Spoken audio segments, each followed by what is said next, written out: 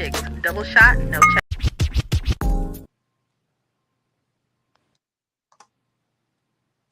Are we live?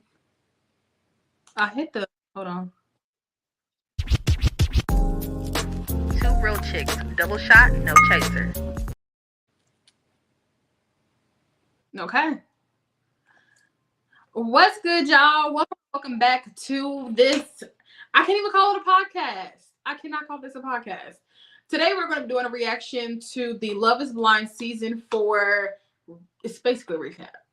Y'all, we're going to get into it. Yeah, it's the Love is Blind season 4 reaction. We have a lot to say about these couples. Quite a bit. That are here.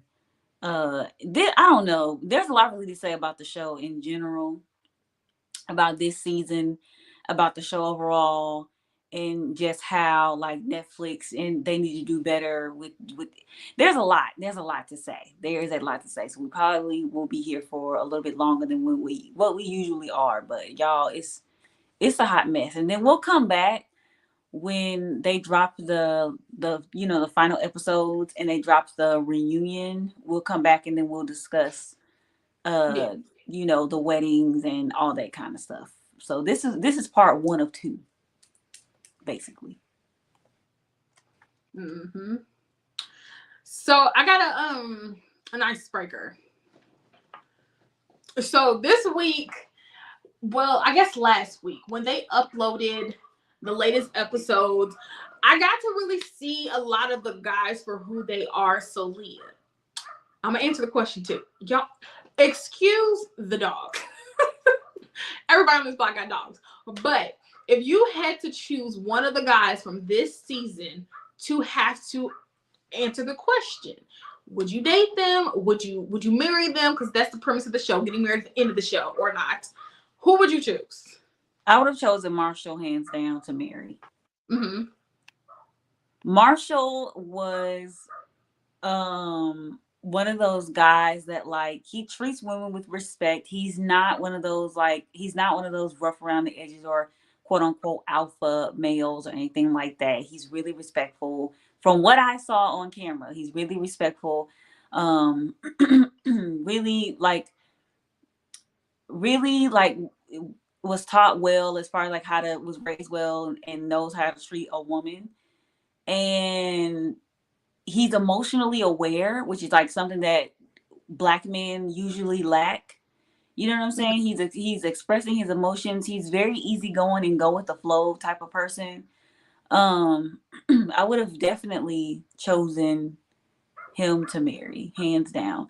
Like I just feel like I would feel so safe with him. I would feel able, like I feel like I would be able to like say, hey, this is bothering me and this is what this is, and he would try to help me figure it out. I literally feel like that, and that's which is why I feel for him in the situation that he's in. But we'll talk about him a little bit later, and that a little bit later. Mm-hmm. If I had to choose out of one of these guys, it would have to honestly be, I want to say Marshall, but I don't want to pick the same person. But I would say Brett. If I had to choose anybody else, it would be Brett. I feel like he's doing well with expressing his emotions. And I think a lot of these men that's on there right now, between Marshall and Brett, those are the only two I could think of that really express themselves and not in a disrespectful way. So yeah, it would be Brett for sure for me. It would definitely be Brett as well because he works really, really well with Tiffany. That's actually the first couple that we're going to end up talking about since we are already on the subject. Brett and Tiffany on Love is Blind, they really hit it off very well in the pods. It wasn't like any type of mind games with the two of them. I feel like you remember when we had the conversation about it just seems like they don't have any issues or any conflict, right? I said that before watching the episode, before watching those last few episodes, and literally her friend said the exact same thing that I said, which I thought was insane. She was like, you two just never seem to have any conflict. And it's not necessarily a bad thing, but it's just like, when should it arise, how are you guys going to work through that? Because it just seems like you guys are in that happy stage, in the Yeah. honeymoon stage. And honestly, I'm glad to see a Black couple on television who is like not, it's not where it's not toxic. You know what I'm Yeah. saying? Like this man loves this woman like dearly and vice versa. And it's not like a toxic thing, or it's not, you know, it's not like where she's in a predicament where she is not ready to receive that type of love. Like she literally said, "Hey, I've dated around. I've been dating for a while. You know, I've dated many a guys, and so now I'm at an age where I know what I want, and he is that. And I love their relationship and like their dynamic. I love how they're able to sit down and talk about their issues like Age grown people." adds a lot to that because she says a lot on the show. I'm 36 years old. I didn't think this will ever happen for me. And I think he's like 35, 36 as well. They're the same age, so that plays a lot Yeah. into it. I think it was kind of like a perfect match, honestly. Like, Literally. from the outside looking in, it looks like it's going to be a marriage that works. Like Cameron and Lauren. Yeah, Lauren. They're They still, were a shoe in. That now, like that's when Love Is Blind was in its golden age. It yeah. was new, it was fresh, and like, you know, um, because it was in a pandemic, it was something different, and it kind of fit the theme. You know what I'm saying? Everybody's socially distanced. Everybody's, Yeah. you know what I'm saying? But like with those two, I feel like I feel like they will get married. I think that like, yeah, everybody, you should be, if you're not afraid, if you're not scared at this point, I'm gonna probably give you the side eye, because like, what the fuck? Why are you just so happy go lucky? If you ain't got cold feet, because that's normal. But like, I think these two are gonna get. I think they're gonna get married. I think they're gonna make it. I feel like if they do have some kinks or whatever in their relationship, I think that they will work through those, because when they got to talking about, you know what, and what makes me say that is the episode where they got to talking about their finances, where she was like, "How good do you think you are with spending money?" Usually finances are a very tense conversation. It's a very tense subject for any couple, right? They handled that conversation very well. It was very much like, well, I've seen the things you wear and you dress really, really nicely. And I was just wondering, like, if we had to cut back, would you be able to do that? And that's and like when you grown like that, that's how you have a conversation. Like, look, listen, I know, I see you got expensive taste. I see that. I see how you live, and I know how I live, and I know that the way I view money and the way I spend money is going to be different from yours. So how are we going to work through that? That's how you have a conversation. That's why I think that if conflict did arise between the two of them, they would be able to like work it out. They're going to be in a way better position in a predicament to work it out than any other couples on the show, in my opinion. I honestly, at first, I was like, this is too good to be true. By the time the honeymoon episodes come on, you kind of really get to see people's true colors. Yeah. But even at the honeymoon, them two still was being themselves. They still was the same people they were in those pods. And yes. I think from my side, looking into it, I can definitely see like they look like it's a very genuine couple. And we haven't seen that in a long time on Love Is Blind, because I feel like they're at the stage now where people are joining this show. We're going to get to that.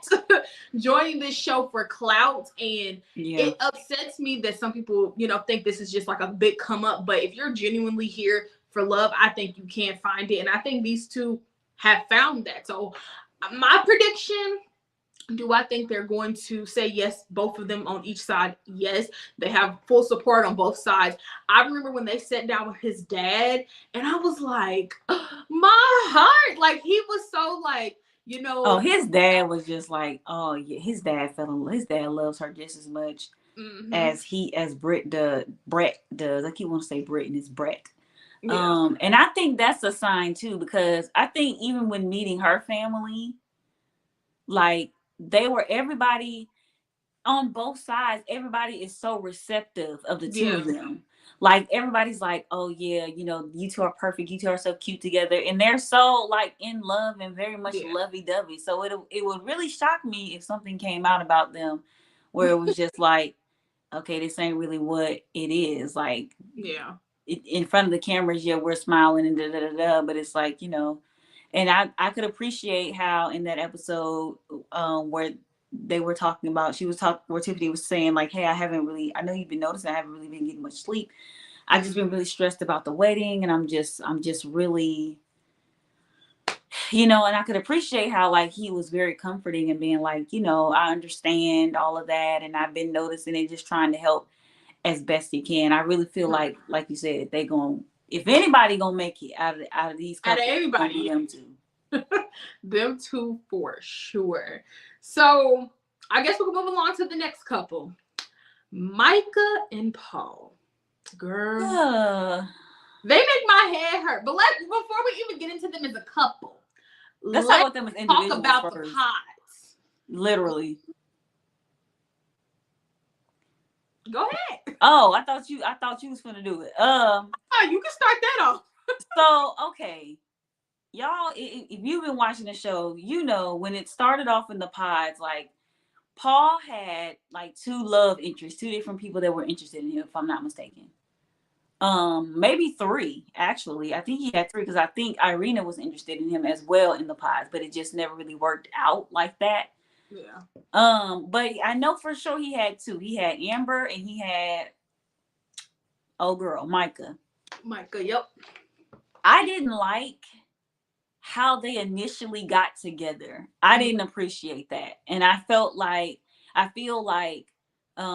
it was very much like with Micah, it was, you gave me this is a game to you, that you're gonna win a cash prize. Because the way they went about it, like the way it was edited on television, from what we saw, it was almost as if it was really sneaky, and it was like really like, I don't know how else to explain that. Because the way they did it, the way they went about it, because Micah was feeling Kwame. Yeah, I thought they were going to be together. Yeah, I just thought they were a shoo-in. She was feeling him at first, but then she was like, well, if you really like me, then you have to really like turn everybody else off. Like, we just have to really date each other, if that's what we're gonna do. Y'all, her mouth sound like it be twisted. It gives PJ's character. When she get drunk, like when people drink Seagram's gin straight, and they go and they get to twisting their mouth up and shit. They get to making that ugly ass face. That's what she sounded like when she drunk, and then like when her voice is already like slick, kind of raspy-ish, and then she got a little Valley Girl. So like when she started talking, when she gets drunk, it's worse. And it's annoying. Her voice is annoying to me. Yeah, but anyways, it is like, it's so annoying. I hate. And then Paul starting to sound like her. He getting annoying too. But anyway, that's not. But Paul always sounded like that though. Paul's voice was always. I don't know, but like just Micah as an individual, when she got with Irina, it gave very much Mean Girl. So it's like a lot of the stuff that's happening to her, I feel like it's payback for her being a mean girl, and like watching all the other girls, who genuinely had their feelings invested into this, cry and like really be stressed out because there are other women liking the men that they are dating. So it's just like Micah as a person, I cannot unsee her being a mean girl. Same. I can't unsee that. And when that shit happened with her and Irina, I was like, that's exactly what the fuck you get. You called this girl your best fucking friend, and you only knew her for 3 minutes. 3 minutes, and she told you she was a mean girl. She was like, I really want to try to be a nice girl, but like, I'm just a mean girl at heart. Ha ha ha ha. Like, y'all literally sat there and laughed. Like, and that's what you get, because she tried to get your man. Micah and Irina in the pods Irina was sneaky. She was very much. It came to things, and I don't like that. She did what she did to Bliss, but we're gonna get to that when we talk about Zach and Bliss. But Irina was the girl that nobody talked to in the pods, and Micah saw her trying to take her under her wing. And when that happened, that's when we saw the dynamic of who was it that was crying that Micah told Irina to go laugh at? Well, go spy on. I feel like it was Bliss, because if you remember. Yes. Micah okay, so Bliss and Zach had end up talking, and Zach told Bliss, like, you know, basically it's not gonna work. I'm choosing someone else. So she came out the pods crying. Arena seen it and she was like, oh wow, you know, to Micah, they're talking about it or whatever, chopping it up. And then Arena goes over there watching this girl cry. It was so fucking weird. And I was and like, then starts mocking her. yeah. Like, what? I was like, this is the shit that kids do. Y'all are too old for this. And I think Arena was one of the youngest ones in the house. I think she was about 25. So her and Micah were the youngest ones. Mm-hmm. So I can't even say, oh, it's just age, because it's not like me and Lyah are too far away from them bitches. Like, they're weird and very mean girlish. But let's get into Paul and Micah, which I don't see how they're compatible. I don't see it. And I don't see the connection. I don't see her liking him. Not even a little bit. I don't see it. But Lyah, tell us your thoughts on them too. I just feel like with those two, I don't really have much to say about them. They're annoying to me. Very. I feel like she is, I don't know, she's just too much of a mean girl. And I feel like Paul doesn't really realize, like, I feel like Paul don't know that. I feel like Paul doesn't know that Irina, I feel like Paul doesn't really realize just how, you know, because nobody really, and I feel like nobody really fucked with her either in the pods. No. Like, you know what I'm saying? Like, once her little friend was gone and stuff like that, you saw she tried to mingle with everybody, but it was just like, girl, you really was an asshole to people in the pods, like you and her both. And like, people would call you out on it and would be like, hey, listen, you know, I don't know what y'all got going on, but y'all are being real. You know what I'm saying? Like, folks are giving y'all the side eye. And I'm quite sure there's a lot of stuff that we didn't see. But with those two, I don't know. I don't know. I have no thoughts on them, honestly. So Paul had told, so Micah was told by Irina, I think when they were leaving the Hawaii trip, or was it It was Mexico. Yeah, when they were leaving Mexico, Micah got approached by Irina. Irina was like, I really like Paul. I fucks with Paul. I want Paul, pretty much. And Micah was caught off guard. She told her man, and he was like, what? Made Micah feel uncomfortable. So Micah and him are in the house together, in the apartment together, and it's really making Micah feel some type of way. She eventually does meet up with Irina, how the hell you say her name?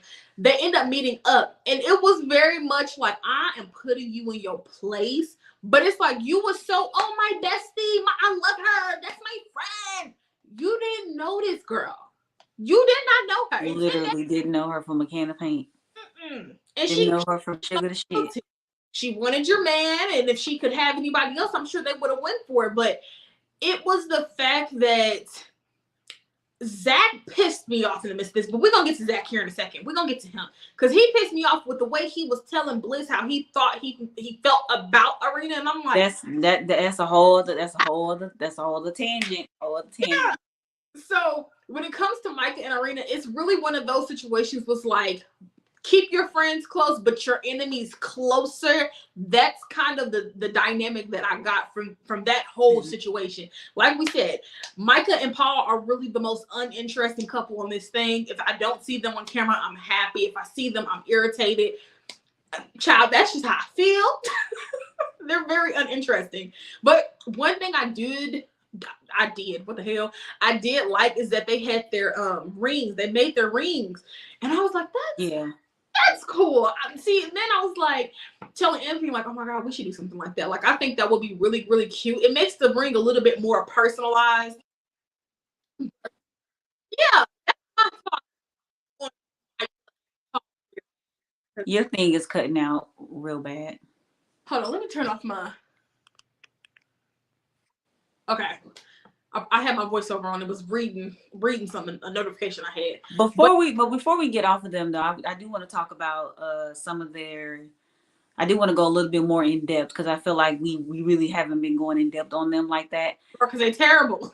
With Paul and Irina, like they like a lot of the other couples here are trying to figure out where they're gonna stay. Oh, shut up that. because you've got one of them staying in Arizona, and then you got the other one staying in Seattle, where where they're filming it at. And it's like they're not the only ones who are trying to figure that out. You've got like two other couples, I believe. I think Chelsea and Kwame were having this issue, and so were no, I don't think Zach and Bliss had that problem. I think they both stay in. Yeah, they're in Seattle. Yeah, I think they both stay in Seattle already. But there was one other couple that was having this same issue, and so they're trying to figure out. I feel like I think Paul is just gaining his footing here. He already has a life set up there in Seattle, and so it's kind of like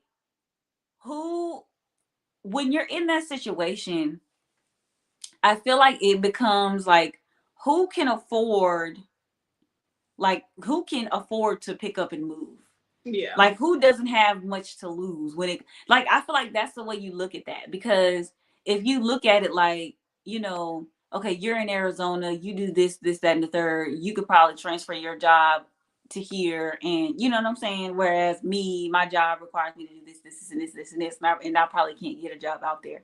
You know what I'm saying? So when he wasn't moving, like he wasn't interested. But then you'll see clips of him saying like, I mean, I guess I should compromise. He don't want to move at all. And I think people are willing to come see him, and they do that distance thing. But Arizona to Seattle, Washington, that's damn near the opposite side of the United States. Like, they're not close at all. So I can see it on his end of just being like, I'm established here. Like, I have found my footing. And I don't know what her job is. I don't know if she said it or whatever, but it don't sound like she's as like sunk in her soil there, It's just one of those things where like you'll see that is the biggest thing. It's like, where you guys gonna live? I feel like Zach and Bliss had a similar situation. I might be wrong. But like it's one of them things where when you're thinking about it, it's like either way you've got a life established. Yeah. In both places, even if it's not as established as the next person. Hey, it took me a minute to get here. I feel like she's been in Arizona for a minute, and she's got a good bit of friends there and stuff like that. So it's like, I got to pick up all that and leave all that behind and come to Seattle. And I don't know if a long distance marriage is actually going to work. So something's going to have to be between those two. Also, speaking of friends, let's talk about her friends for a second. Oh, Jesus. Let's talk about her friends, because I feel like her friend never really gave a reason as to why she felt like he wasn't right for her. Mm-hmm. And I feel like there's a difference between like, okay, I don't think he's right for you because yada, yada, yada, yada. I've been here for all these and this, that, and the third. Like, I get that, but like, I don't know. First of all, I did not appreciate how she allowed her friends to talk to him. Thank you for watching the Two Real Chicks podcast. If you liked what you saw, subscribe to our channel and press the bell so that you don't miss a single upload. We're always interested in hearing what you think, so be sure to leave your comments and thoughts on this week's episode in the comments below. We'll see you next time. Or I feel like what will be an issue in their relationship would be her friends. I know you say you don't care about what they think, but you do, because you keep trying to get them to see him for what you see him. You know what I'm saying? In the way that you see him. Yeah. And if they don't, then they don't. But at the end of the day, like, the opinions of people around us that we care about, they matter. Maybe not as much depending on the person, but they still matter to some degree. And you want everybody to like your partner, and unfortunately everybody doesn't. When you have one friend that's very clear, like, I don't like him. And it's weird because I can see if you just didn't understand the experiment, because they keep calling this an experiment. I can understand if you just don't completely accept it and you've seen her with better guys. Maybe it was because, Paul's kind of like I'm not trying to disrespect him, but he's kind of like dorky looking. He's not like the guy that I feel like Michael's friends would be okay with if he was like a jock. That typical jock stature, the way he talks, the way he walks, the way he carries himself. he's not that. And I feel like all they see, you just keep telling us you love him and all this. You're not, we don't see it physically. It's a physical thing, I feel like. And plus, y'all haven't sat down and talked to this man from what we're being told, you know, from watching the show. Y'all haven't really had to sit down. Y'all haven't had any other experiences outside of standing in this damn club. And it's like, as someone's partner, you have to protect them, especially if you feel like they're being disrespected. Don't say something on the side. Exactly. Respect is public. You confront that person publicly. And Micah just didn't protect him in that moment. Her friends are very much still trash, because I saw even in the clips where they were getting into the wedding, her friend still was like, girl, no. Like, and she said in the past, I've told her, you know, you're no longer with this person. Y'all have broken up. She said that to her. So it's like, why their opinions matter so much to you? Because if that's the case, she would have never went on that show. A lot of these people, they don't even tell their families and friends, oh, I'm going on Love is Blind, I'm going on this dating show. Yeah, because they know how outrageous it sounds for you to Mm-hmm. for you to meet, fall in love with, propose to, and marry somebody in a span of 2 months. That is insane. 25 days. You don't time. because you don't know anybody well enough in 2 months. You barely know anybody well enough in 20 years. Like, you will never know anybody as well as you think you do. But that time frame is very small because you're squeezing. And if you notice, like, a lot of them don't start meeting families until like 6 days before the wedding. Yeah. Or at the wedding, child. And it's like, yeah, and it's like, okay, we really don't. Now we got to get to know him right along with you. So it's a lot for it's a big adjustment thing. But I just feel like the two of them, I feel like honestly they might get married. But then again, I don't know with the two of them. I don't know. I really don't care. Them two, like I said, they're not interesting to me. I don't find nothing interesting about that couple. When I see them on camera, I'm just like, how long is this clip? Like, that's how I feel about it, because they're just not interested. She seems like she's forcing herself to love him, and he's just kind of like, I love her. I really do love Micah. She understands me. She gets me. And it's like, I haven't seen that on camera. Where are you seeing this? Because I don't see it on camera. It frustrates me. It frustrates me. So I guess next we're going to get into Zachary and Bliss. But before there was a Zachary and Bliss, there was a Zachary and Arena. Let's get into that. You want to start this one? Or do you want me to start this one? You start. Okay, so Zach and Arena were dating in the pods just like Zach and Bliss was dating in the pods. But we're going to get to Zach and Bliss in a second, because it didn't end as blissful as it should have, okay? I got a lot to say about them too. Yeah. Yeah. So we told y'all about how Arena was doing Bliss in the pods. So there was one particular clip in the show where Bliss was making Zach some homemade cupcakes. Arena was sitting there staring that girl down. It's like every time they went to the pods and the girl, it was so weird. Strange. I just found that so odd, but keep going. So every time we looked up, Bliss was just doing her thing, and Arena was just looking at her like, you stupid bitch, you're disgusting. Like, it was very disrespectful looking, right? So in the pods, Zach and Bliss had a really strong connection. I thought he was going to choose her. He didn't choose her yet. She was a shoe-in. He chose Arena. So his reasoning on choosing her was basically like, she doesn't want me for my money. Not saying Bliss ever said that, not saying Bliss ever gave off those vibes, but he said that she understands him and he can trust her. He could trust her because he told Bliss the first time they talked that, oh, I'm a stripper. And Bliss was like, oh, really? She didn't give him a better, response to that. Mind you, his mother was a stripper. But child, we're gonna get into that, I guess, in a second. So him and Bliss ended up not working out. We just told y'all about what happened. So him and Arena got together on the honeymoon. You could tell the connection wasn't there. It was like trying to fit. Arena was bamboozled. Yes. Arena definitely got bamboozled on the honeymoon. They've seen the damn show. They know what it is. We ain't got to go into a deep detailed summary, but like. On the honeymoon, when they met in the pods, she was not physically attracted to him. Well, she couldn't see him, so of course she wouldn't be physically attracted because you don't know what he looks like. When they met, she was not physically attracted to him. Outside of the pod, when they, it was real. That meetup was really awkward because it was just like, you could tell that Irina was like, "Ooh, this is not what I thought it was finna be," and like she did not want to kiss him. She did not want to hug him. He was staring at her, and she felt awkward that he was staring at her. Yeah, and then she was like, she kept talking about this man on the low, not even on the low, but like out loud. You like a cartoon character, and it's like, what? She was checking this man, like literally she was checking this man, and it was one of the things where you could tell that the vibes were off. You could tell that Irina thought she had something in her mind, and it's like when she got it, it's like, oh no, this ain't it. So throughout the honeymoon, you could tell that like he just like he was like my favorite, because when they eventually called it off after he got tired of being rejected, because rejection hurts everybody. He was like, honestly, my favorite part of it was when we weren't.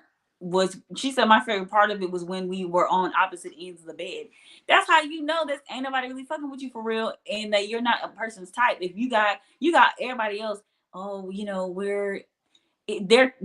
haven't really had sex, but they've at least kissed each other. They've at least held hands. They've at least cuddled, and they're like, we're taking it slow, or you know what I'm saying, or they've at least they've had sex. You know what I'm saying? They didn't. Irina and Zach didn't do any of that. And by like the damn near toward the end, at the end of the honeymoon, because that's when it was. At the end of the damn honeymoon was when he was like, "Nah, we just ain't gonna work. We just gonna call it."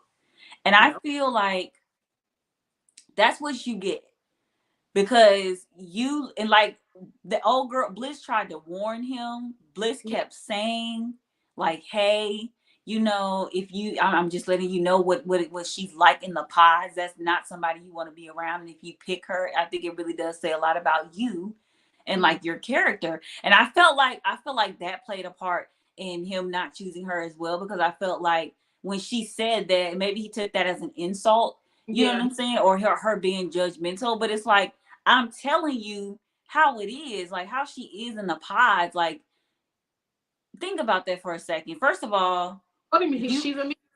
She's weird.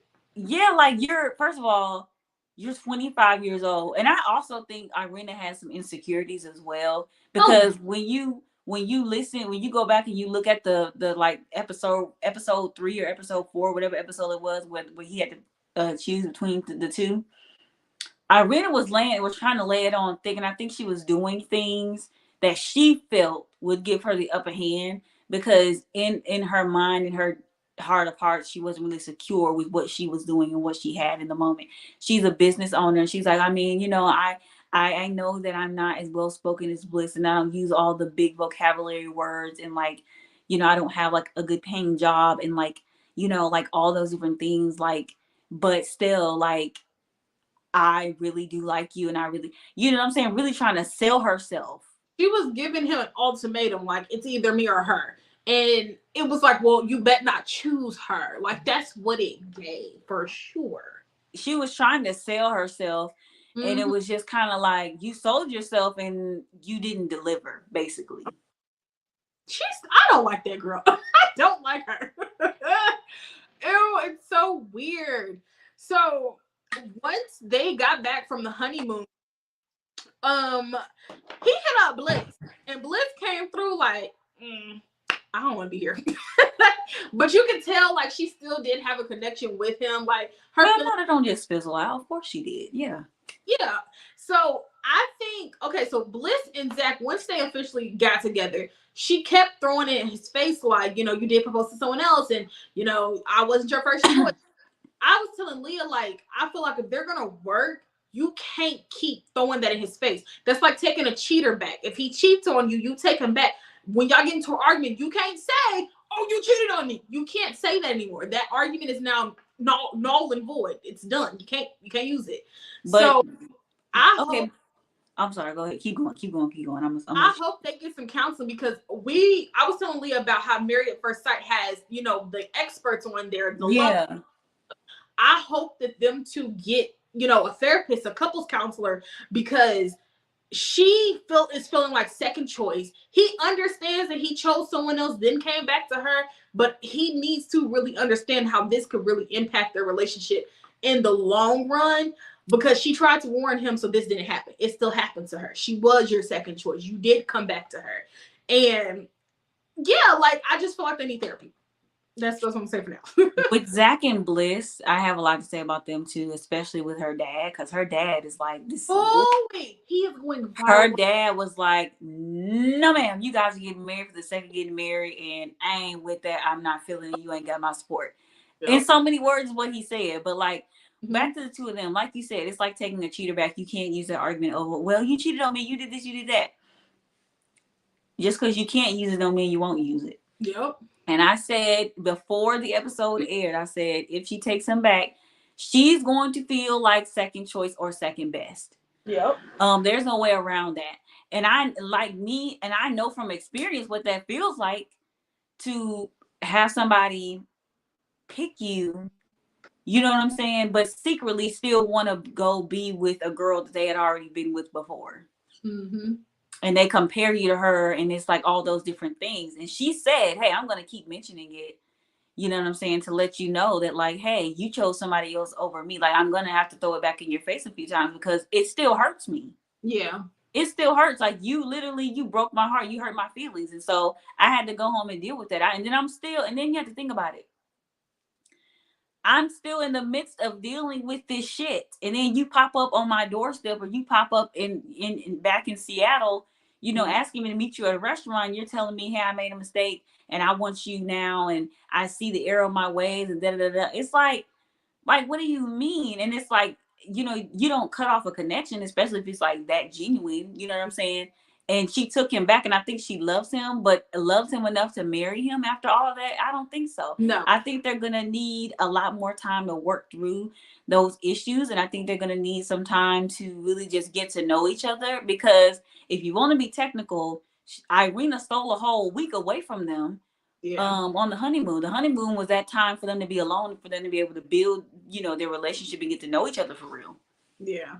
When he literally met her, when they only had like 15 days or something like that left or something. Everybody had moved into their apartments. Everybody had already had their partners and all that kind of stuff. And then he ended up meeting her. Yeah. So it's like with that, and also I feel like she said something too that I kind of like, that I was just like, it really makes a lot of sense. She was like, I want you to do something because it feels right to you to do it, not just because you feel like you have to. Yeah. And he was like, well, I'm marrying you. I made a commitment to you. And so now I have to marry you. I have to see it through. And she was like, well, I don't want you to do it because you made a commitment to me. He was like, but that's what marriage is. And it's like, yeah, but at the same time, I don't want you to be in here making decisions because you feel like, I already didn't choose you once. So now that I've chosen you, I have to marry you, and I have to, you know what I'm saying? There are other ways you can prove to me that, you know what I'm saying, I'm choosing you only, you know what I'm saying? And that I wouldn't do you like that again, and that was my fuck up. There are other ways you can do that. But it's like, if it doesn't feel right to you, don't sit here and put me through this again for a second time, and then, you know what I'm saying, you end up hurting me in the end. Mm-hmm. If it doesn't feel right for you, let me know now and say, hey, this is what I would rather do instead. If you want a date, if you want us to get to know each other a little bit longer, because I think even I don't think she lives in Seattle. I don't know if she does or not. I wonder if she lives in Arizona. I think she does. But if Bliss, I feel like she lived in Arizona, or she lives in Arizona. Oh. But even still, like, if dating is what you want to do, and you want me to get to know you a little bit better, and you know what I'm saying, then say that. But I feel like, don't just do something because you feel like that's just the natural next step. If it's not the natural next step for you, then don't do that. I don't, and I feel like she's more open to being like, hey, I'm not bound by this decision just because I said yes to you. I'm not bound by that decision. If I feel like when I get to this altar that it's a no-go for me, I won't tell you no. Like, you know what I'm saying? Like, she literally said I'm leaving my mind open to make, Either to say no, to make the best decision for me at that time. Which means if the decision for me at that time is to not marry you because I'm not feeling it, that's what I'm gonna say. I'm not gonna allow your proposal and me accepting that to, bound me to a decision to marry you. Like that's not how that's supposed to work. But even if somebody says no on this show, I don't see that as a we gotta break up. I'm done with you. Yeah. As that. But she also mentioned he mentioned, well, if your father doesn't like me, does that mean that is this not gonna work? To me, it doesn't mean shit to me if anybody in my family doesn't like my person. Just hear me out, y'all. If I can understand if this person has been a known abuser in other ways, if this person has been to jail for like domestic, like stuff like that, but like flat out, I ain't even trying to get to know this person. I just flat out don't like this person. To me, I'm like, well, fuck y'all. Like, y'all just being weird to be weird. But if you catch vibes, tell me what your issues are. Don't just shut it down. And I think her dad, he sounds like he's very old school with his way of thinking. Like, this is impossible. This couldn't work. This shouldn't. Like, why would y'all even try this type stuff? And I guess she ain't got too much of a good track record for him to go off of with boyfriends.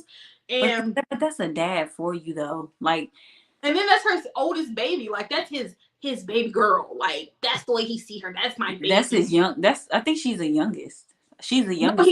He got 2 more kids. Her brother and sister were sitting there.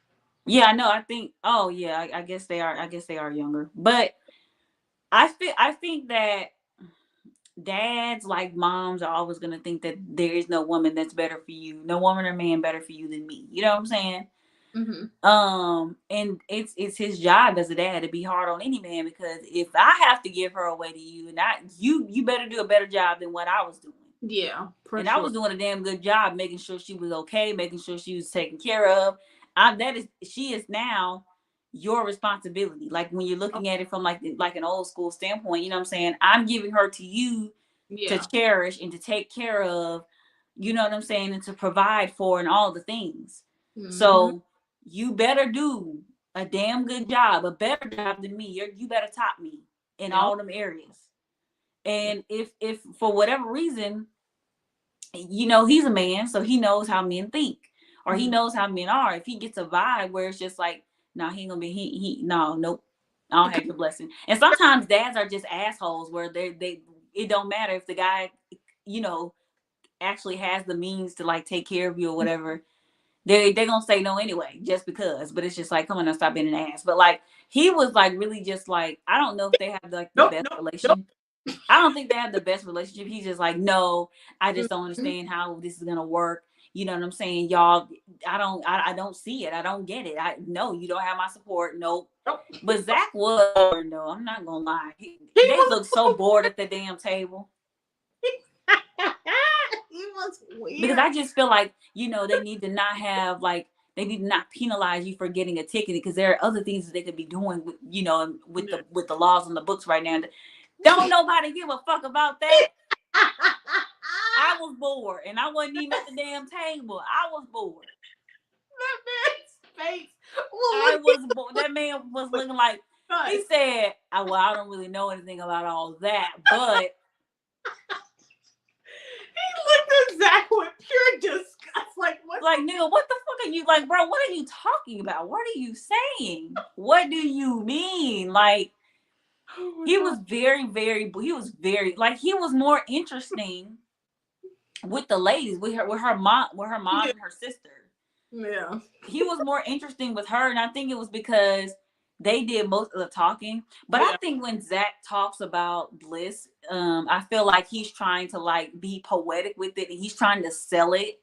Yes. It's like, and it doesn't sound really believable. It sounds like, when did my nail break? Anyways, it sounds like it just sounds, I don't know, like he's like, I fell in love.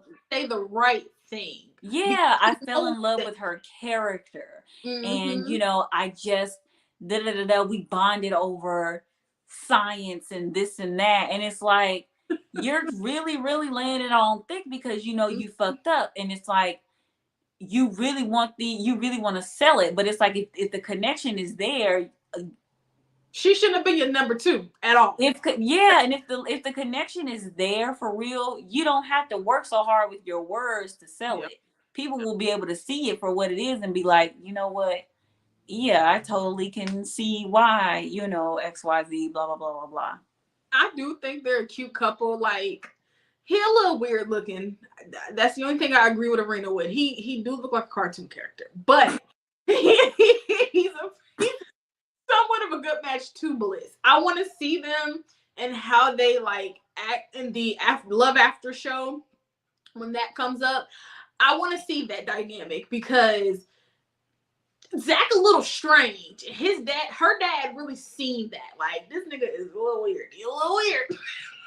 But that's my thoughts on Zach and Arena. Yeah, I feel like they're not gonna get married, and I feel like Bliss is gonna be the one to tell him no, because she's just really being honest about the situation. Like, hey, I don't know if I love you enough in this moment to say I can marry you. And I don't know if I'm like truly over, you know, not being second best or second choice. No woman wants to be that. I don't give a damn how you try to flip it or whatever. That's always going to be a thought in the back of her mind. You didn't want me first. Yep. You wanted another girl. You wanted a girl that was, you know what I'm saying, that you feel like you had more of a connection with. And then when you got with her, you realized that she wasn't really feeling you like that. And so now you're telling me all I could think about was you, and all I could think about was this and that and blah, blah, blah, blah, blah. I feel like that may have been so, but it's like, and it was embarrassing. You really got to think about that. It was embarrassing to see this man go on a whole honeymoon with somebody else. You come back from that on some "I want you." What? Yeah, like you not like oh, okay, because she wasn't what you wanted. It's like, okay, almost as if she was like a safety net or something. And he was like, well, and I'm not expecting you to like take me back after all of this and everything like that. I know it's gonna be work and this, that, and the third, but it's like, shit. In knowing that, you know, I feel like you have to be willing to really put in the work, and you got to be honest with yourself here and say, hey, listen, I don't know if she is at a point where she feels comfortable enough saying I do to me. You know what I'm saying? I feel like there's some things that we have to work through and we have to work on. And I just don't feel like we're there yet. And it's okay to say no. It's okay to be like, no, not right now. But we can, you know, we can work through it. And when we do get married, we'll be in a much better space, in a much better predicament. That's my opinion with them. Okay. Chelsea and Kwame. Now, I just want to let y'all know, Kwame is not a fan favorite. He's not a fan favorite. At all. Like, we don't fuck with him. So, tell us about Kwame and Chelsea. Kwame first started out with Micah, like we had mentioned in the beginning, and Kwame and Micah had a really strong connection, but so did Kwame and Chelsea. And Kwame was going to propose to Micah before Paul ended up swooping her up or whatever. So he ended up proposing to Chelsea. And in that regard, I also feel like Chelsea was second choice, second best too. Because after they propose to each other, yeah, they have a connection, and yes, they love each other. I mean, you know what I'm saying? But everybody knows that when you meet that one person that you have a connection with, that you really wanted a life with, they're always going to hold a little tiny place in your heart. Yeah. You're going to always feel a way about them. You know what I'm saying? I think that, I know that we don't like Kwame.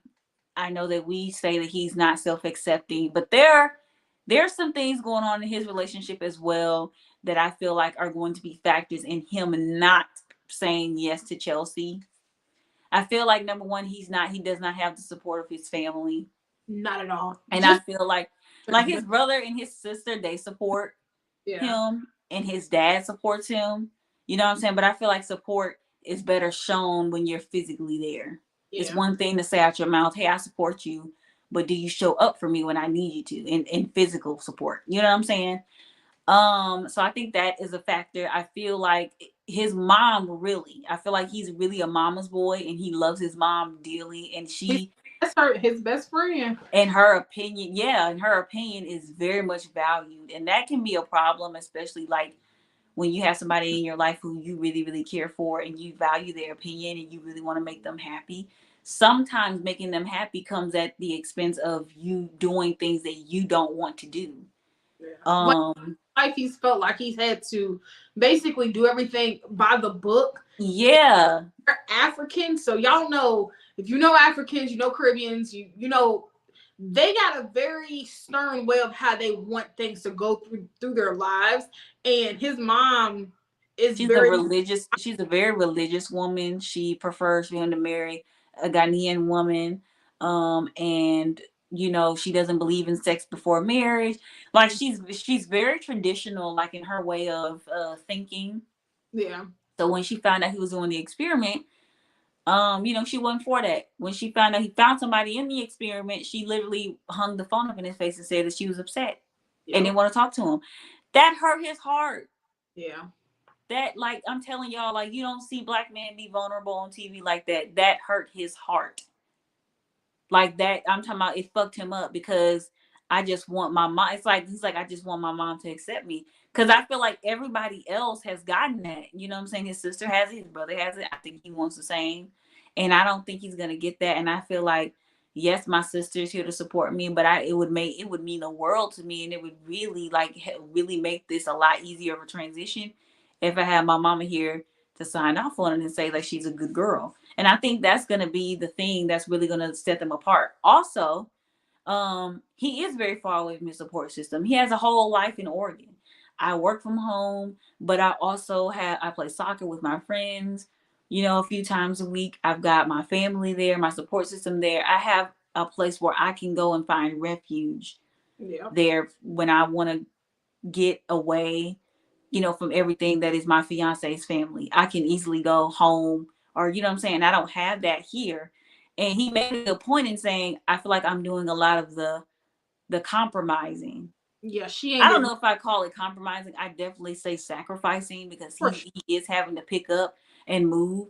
But it makes sense. You work from home, you have a remote job. So like your job does not require you to do yeah. your She's your a job doesn't require you to be on location. But I understand it's like I'm giving up more than just my home that I stay in. I'm actually giving up my family, being close to my family. You haven't said not one time that you're willing to move.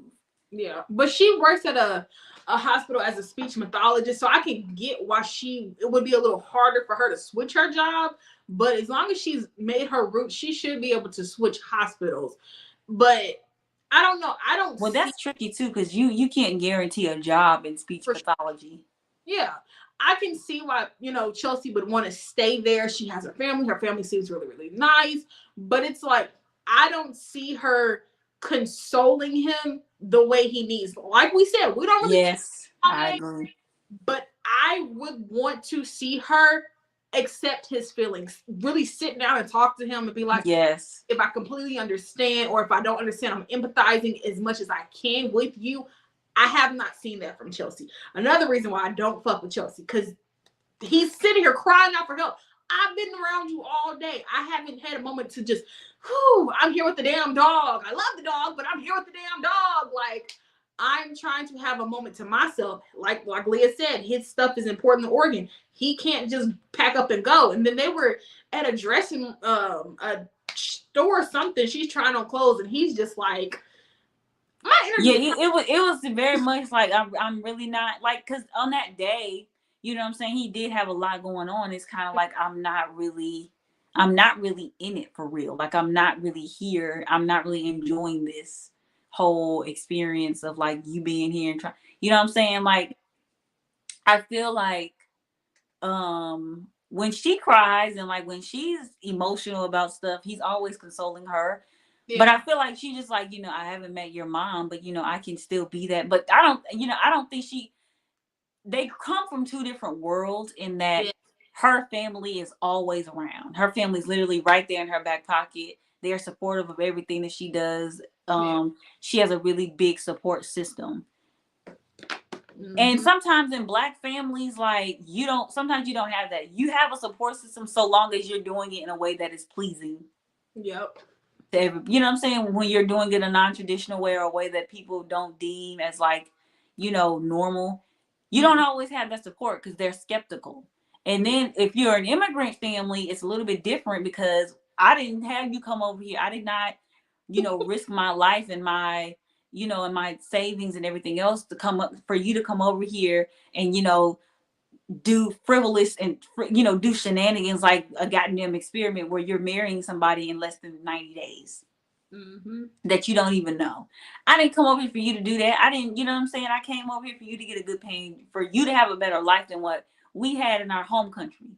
Mm-hmm. Because I think came over here for you woman to still, you know what I'm saying, to have your religious values and for you to marry. I want you to keep it in the tradition and keep our culture going. You're marrying this outsider. She don't know nothing about our culture. She can't really participate in the things that, you know what I'm saying, that we, you know what I'm saying? So it's just like, I get it. But at the same time, it's like, hey, I'm an adult and I'm gonna make the decisions that I feel are best for me. And it's really hard.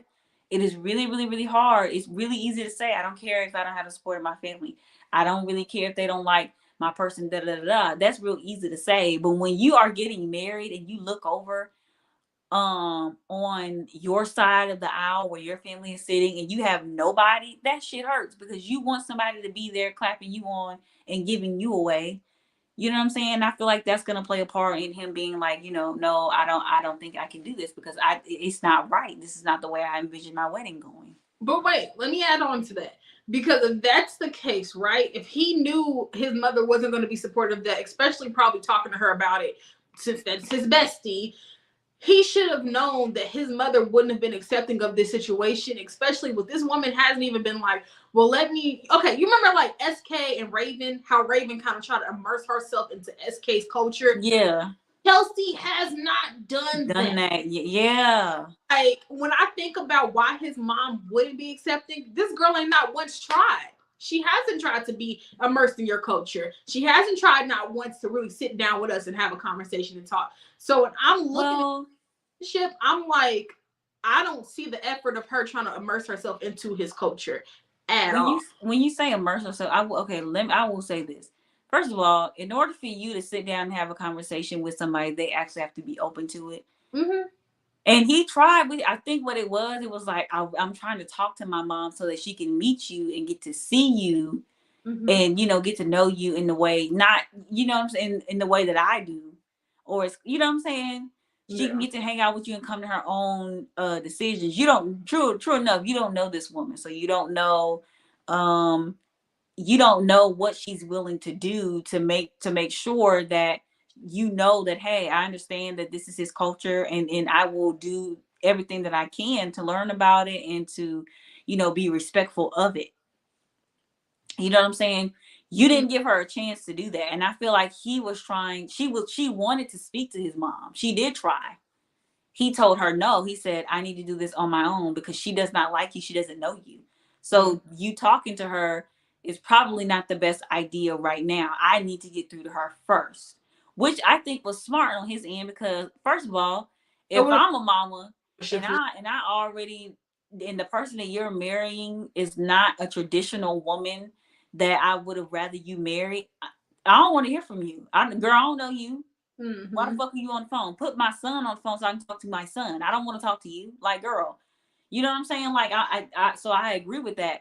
But the family has to be just as willing as the fiance to put one foot forward and get to know each other. It can't always be one-sided. And I'm quite sure she would be more than willing to, but it's like, I can't even get past my mom to get to, what I'm saying, for her to even get to know you. So it's kind of like, I'm really between a rock and a hard place here. It's like, do I go with what I'm feeling in my gut, and do I marry this woman, or what do I do? But I don't know. I feel like with him, I feel like he's getting cold feet, and I feel like it's really starting to sink in that this is happening. And I don't know if their love is strong enough for him to be like, yeah, I'm gonna marry you despite what's going on. I don't think their connection is that strong, only because it seems like he's really battling a lot when it comes to the acceptance of her in his family.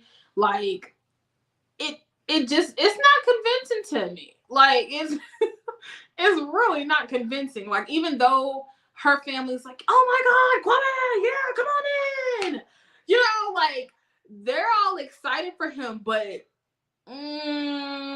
it's not convincing. Like I I think just I don't see it.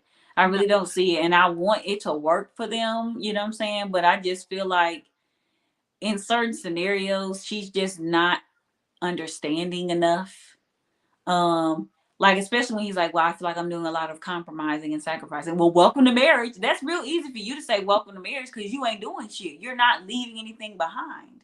yeah. You're not battling, like we said before, you're not battling what he's battling. So when she said that, I feel like that was really like inconsiderate and really like oh well, it is what it is. That's what marriage is. Yeah. But it's like it is, but also it's not even a compromise because it's not like um it's a flat out sacrifice because a compromise is you give something, I give something, you lose some, I lose some. You haven't given anything. Yeah.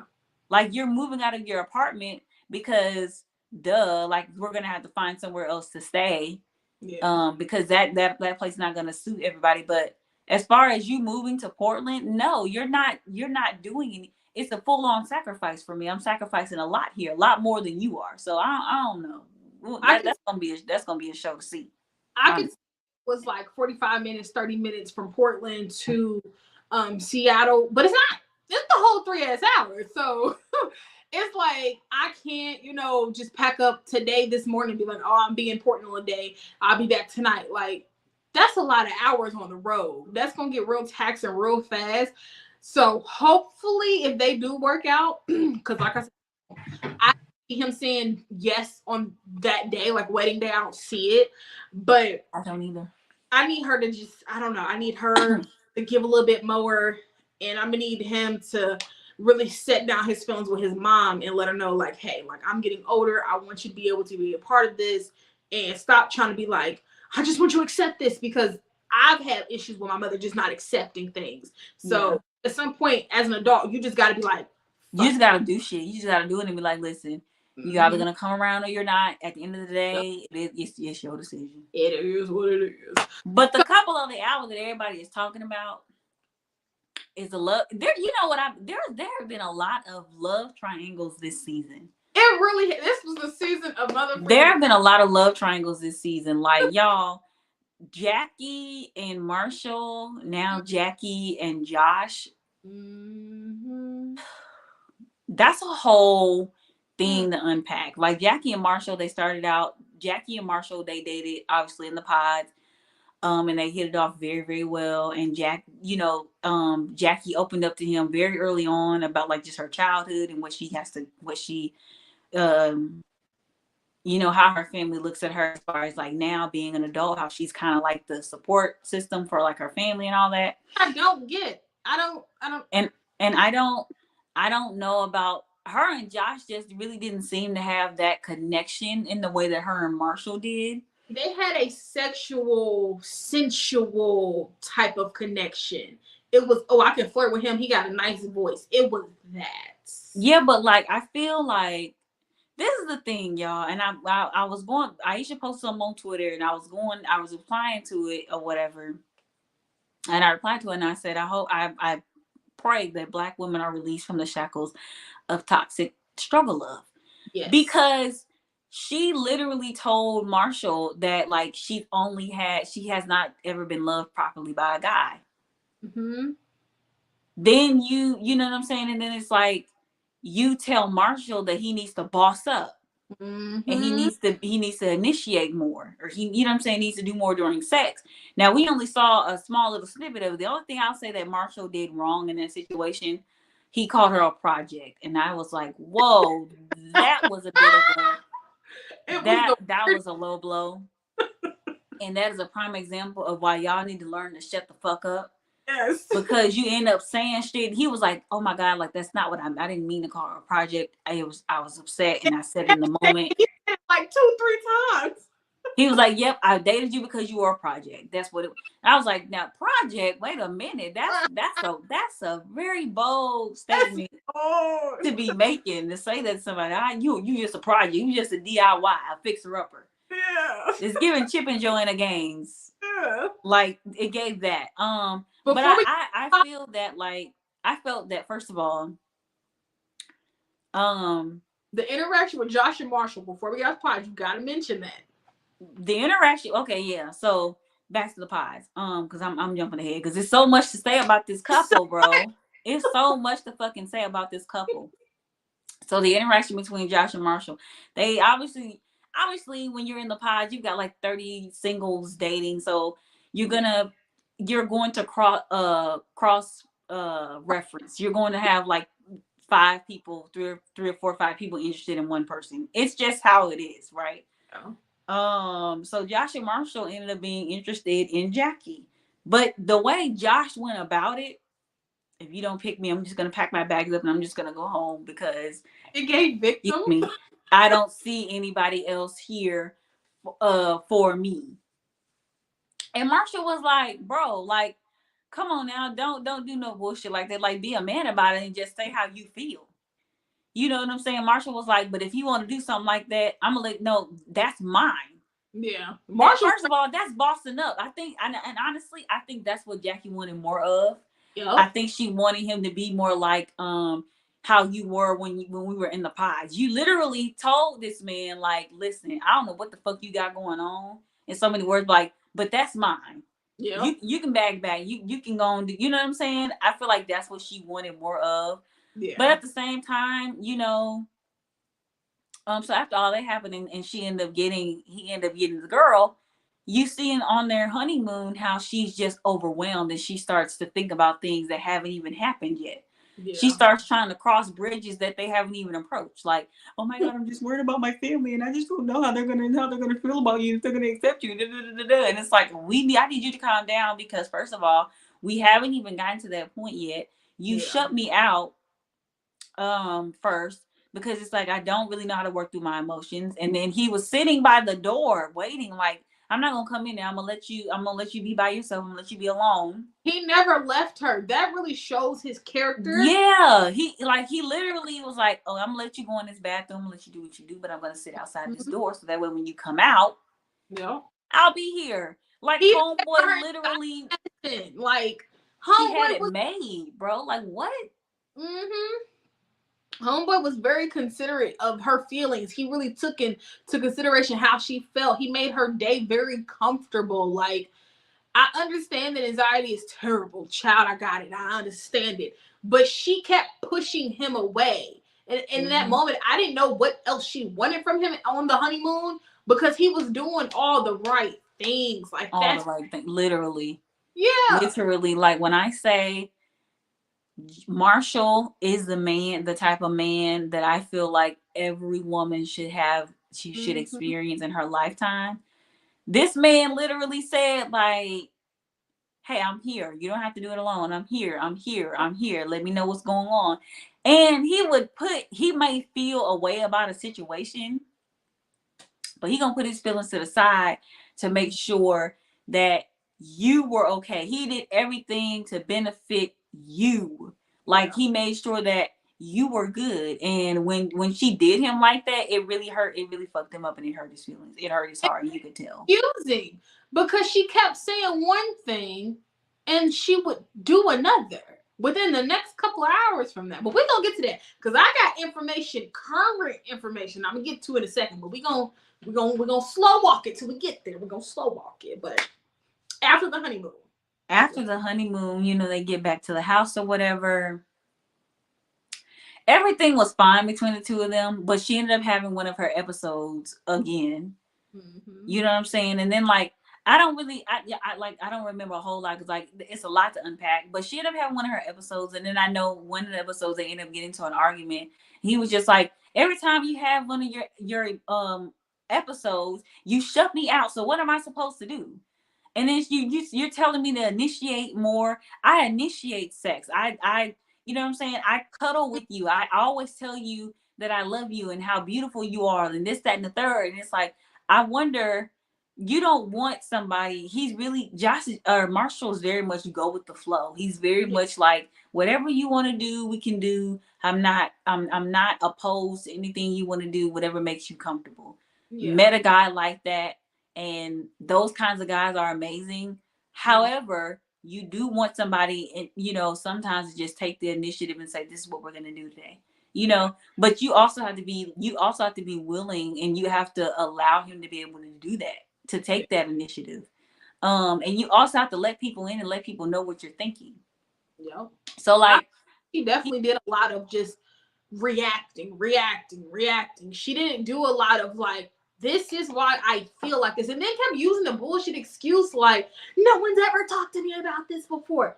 Bitch, I'm asking you. That's like if you start busting out crying right now, Lyah, and you keep telling me, I just don't know why. I can't tell you. And I'm like, just tell me how you're feeling. Just express me in one or two to three words how you're feeling. I've never had anyone. What the bitch? Tell, bitch. I don't know. I don't know how I feel. I don't know. And like, and seeing, and in those moments when she couldn't, because okay, now what I will say, what I will respect about that is like in those moments when I cannot tell you how I feel, please leave me alone. Mm-hmm. Leave me alone. I don't. When it first happens, don't. What's wrong? How you feel? You okay, bitch? No, I'm still trying to fucking process what's going on.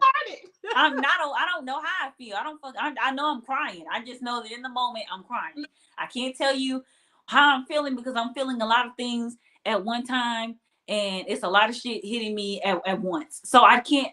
You know what I'm saying? Like I operate like that. I have to be by myself so that I can properly, number one, process what the fuck is going on or what just happened, and then break down how it made me feel. So when I'm ready to talk to my man or whoever it is, I can tell you like, hey, you know, I'm trying to wrap my head around what's going on, but at this moment, the most prominent emotion that I feel right now is, yeah. So I can respect the fact that you would leave her alone, but it's like, you know, still. I don't think she gave that to him because she just kept saying, I want you to be more aggressive. And then he's like, she made it seem like I want you to be more aggressive in day to day. But then tell someone else, I just really wanted him to be more rough in the bedroom. Bitch, those are two different things. Them are two different things. Express to me in the bedroom, oh no, babe, do it more like this. Do a little rougher like this. I'm sure a man can accommodate for that. But in the day-to-day, you need me to be more aggressive to you. I'm not going to do that. Honey, that's toxic. And he literally said, I don't do that. I'm not going to participate in this toxic, you know, love like that she wants. I don't do that. Most girls that get with me, when I treat them right, they don't know how to take that there because it's not something that they're used to. And I feel like that may be a trait in him where he feels like a fixer. Yes. Because I know somebody like that. Like I feel like when you, and I feel like maybe he's not even a fixer, but sometimes when you are a natural healer to people, you attract broken people. Yeah. You know what I'm saying? And you mean well, but in the process of you trying to fix them, you're hurting yourself. Yep. So I feel like that may be a trait that he has where maybe he feels like he has to fix people, or maybe he just naturally attracts maybe he just has an aura where you naturally attract all kinds of people because people are attracted to the light that you have. Yeah. And sometimes the wrong people get a glimpse of that light and they want, you know what I'm saying, they want to be a part of it, but in turn it kind of, they fuck you over in the long run. Yeah. And I feel like the ultimate, like, first of all, you don't, what I can appreciate is the fact that they are allowing Black men to be emotional on television. They are humanizing Black men in this show. You usually don't see that on television or on reality shows. These men are allowed to be human beings. They're allowed to be human men and feel their emotions, and if you need to cry, you can cry. Yeah. If you feel frustrated, you can say, I am frustrated and this is hurting me, and this, you know what I'm saying? I can appreciate that because to me that is sexy in a man, but especially in a Black man, because Black men don't be expressing themselves like that. They don't go to therapy. They don't have an outlet where they can talk about their emotions. So to see that being expressed, that's very sexy to me. That's very attractive. But I feel like what made Jackie public enemy number one, probably more hated than Kwame, was because literally, I'm telling you, and you got to do. I feel like you had to do a lot to be more hated than Kwame. But like, what made her public enemy number one? Instead of you having your ass at the goddamn bridal shower at the bridal shower. Wait. Hold up. Slow back it. Oh, wait a minute. The birthday party. The birthday. Now that was some shit. Shit because two people returned. Paul's ex, Amber. That's who he was in a thing with. It was Amber and Micah. Amber came, and then Josh came. And when Jackie and Marshall came to the party, they came separately, and I think they came right after the argument that they had. Secrets on the street may say Jackie came to the party with Josh and told him to wait back a little bit and then come in, because they didn't come. They came in close to time. It's not like she was there when Marshall showed up. Jackie came through, then Josh came through. So, I feel like Josh was there first. He was there, but like I said, people felt like he came with her. They came together, and she left with Marshall. I think he came first, and then because remember, she showed up late. I think he came first, and then she showed up afterwards. But like it was really, really messy because they had, first of all, you just got into an argument. The last thing you need to do is to be talking to your ex, who clearly still feels a way about losing out on you, feeling like he missed out on something. And she was being unnecessarily rude to Marshall. She was just like, I just want people to see my dress. Like, it's going to mess up the fit. He's like, then you hold your jacket. Like, she was being overly aggressive and rude. He was like, are you cold? He's like, are you cold? No. Girl, yes, you are. Take this damn jacket. Like, stop being an ass. Like, here, you're going to mess up my dress. No, it's not going to mess up your dress. Just take the damn jacket. Like, like, stop acting like that. I just want them to see my dress. Da, da, da, da. Like, you didn't even really mingle and socialize. It was Chelsea's birthday party. Yep. You really didn't like mingle and socialize with them from what we saw on TV. So it was just kind of like, what was the, like, girl? Then you're standing up there and you're skinning and grinning in this man's face, and like in Josh's face, like he asked you, do you think could you see yourself marrying such and such? And she starts laughing because no, you don't see yourself marrying this man. And I think that was what was really fucked up, was like, instead of you letting him know that you told a whole other man, giving him the upper hand. One thing about a man, or even anybody in a relationship, I don't want a motherfucker to feel like they know more about what you're thinking than me. I don't like that. Don't give another female the upper hand on our relationship, or you know what I'm saying, or on me, because now when I'm walking around them, they gonna look at me like, bitch, I know something you don't. Yeah. Like, it gives those vibes. And I think for her to do that, it was like really, it was beyond disrespectful. It was very inconsiderate, and it really showed her true character. And it gives me vibes of like, I feel like in some of your relationships, you were the problem because of how you were acting. And that's probably, you know. She was too okay for me to be flirting with Josh in front of Marshall. So she was too comfortable doing that. When they got back from the party, and he was just like wanted to speak. He wanted to talk to her. And it's 12 at night. You're trying to make me talk at 12 at night. Like, it's too late. I'm tired. And he, in that moment, he could have been like, okay, I'm going to talk to you in the morning. We're going to get our rest. We're going to talk in the morning. But when they end up talking, it was already on some, I don't want to be with you type shit. Like, this is weird. And she ended up meeting with Josh. Now, the day that they met with Josh, because this is some current tea added into this. So this was April of last year when this was filmed, right? There's a thread of text messages right now that's going around because her friend in a group chat exposed these messages.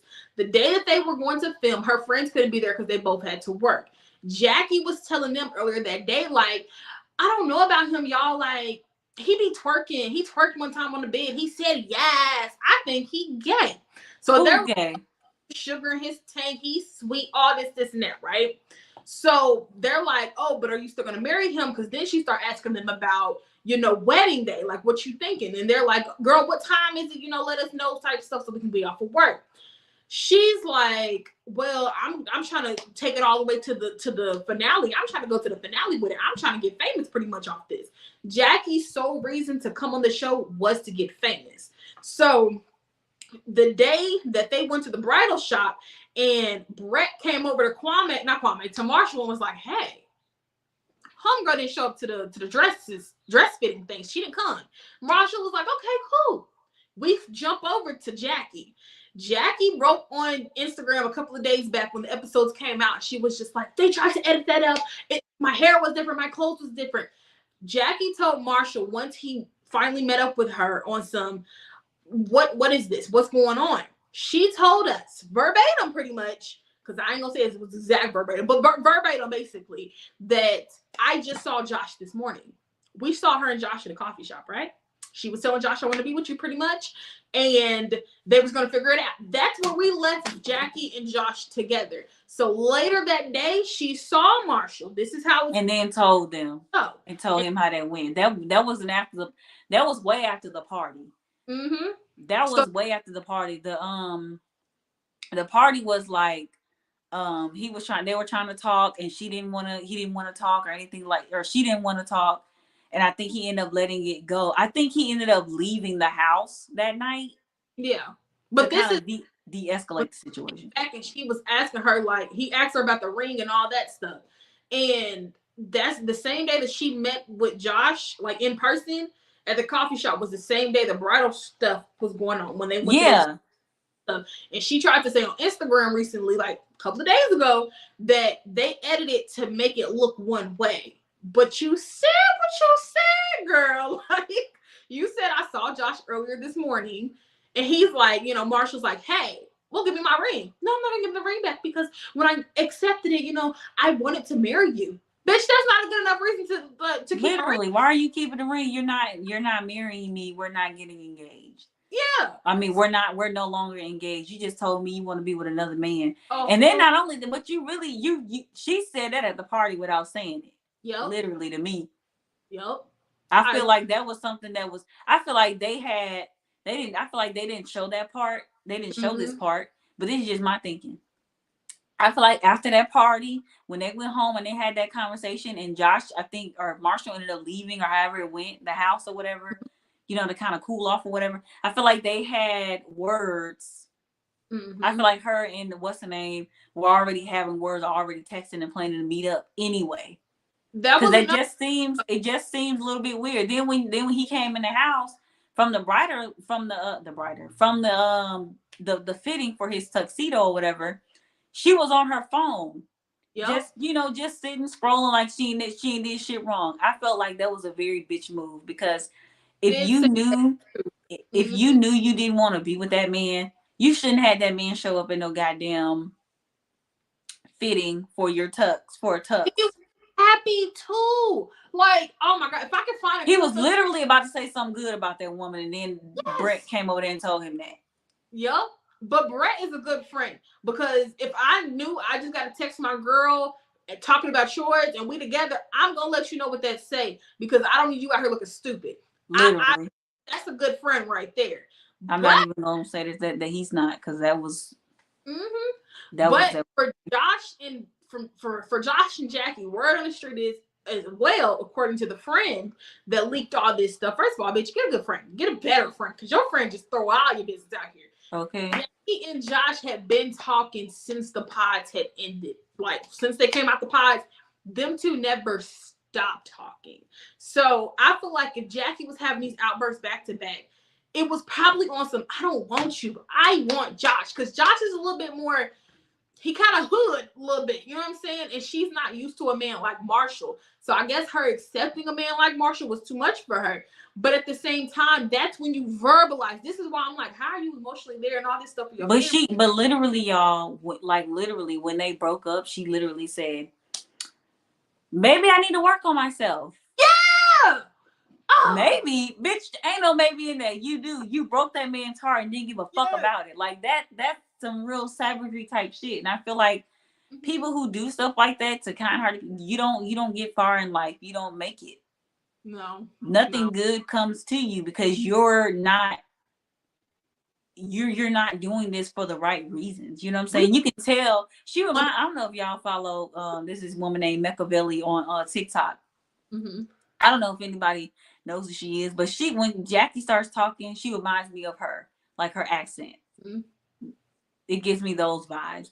But like all in all, I feel like she should have just done a better job at like letting him know and not been such an asshole about it. Like, Yeah. hey, I feel like we are not compatible and I am sorry for, wasting your time and I'm sorry for doing this, that, and the third, but I just don't want to marry you. I don't want to be with you.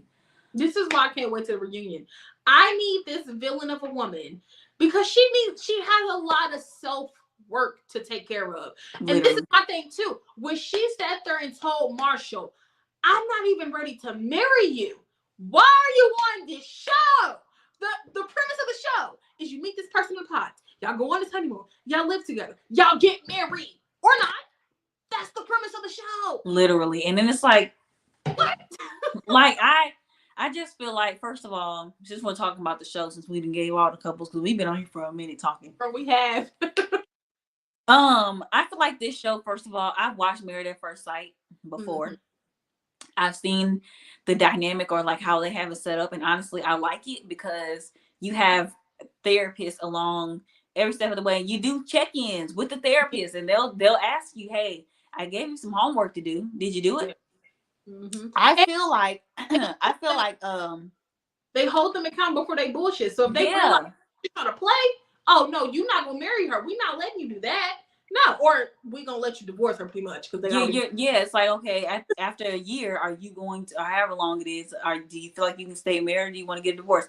I feel like, first of all, if you're going to do a show like this, if you're going to do an experiment like this, number one, they've married each other without, or they're getting married to each other, falling in love with each other without ever having seen one another. You The see the. second, the second you get the second you see your partner and you have had the honeymoon phase, you need to do a Yeah, therapy session, individually and as a couple. So that way you can individually be like, hey, these are my flaws or the issues that I have. This is what my relationship has been like. Or even if you don't do it individually, do a couples thing where you both talking about your issues.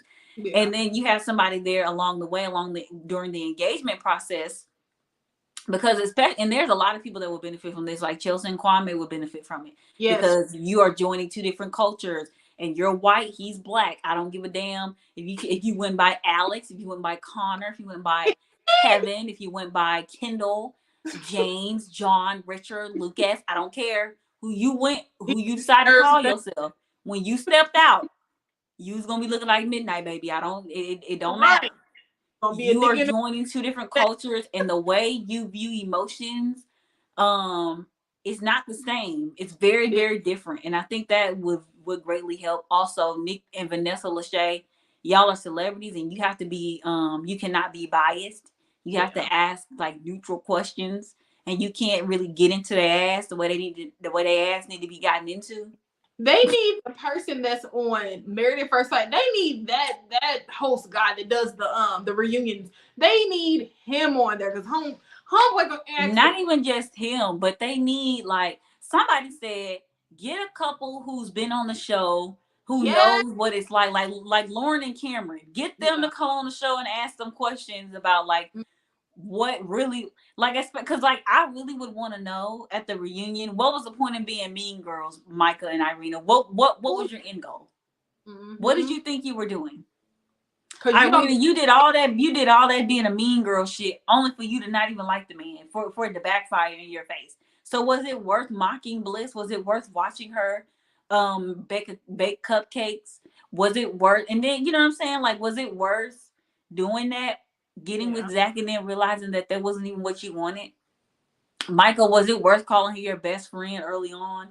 Now that you know that she was secretly trying to fuck on your man? Like, you know what I'm saying? Like, they need a different host to ask those hard hitting questions to really get down to the nitty gritty, because I feel like they be trying to keep it cute and keep it under an hour.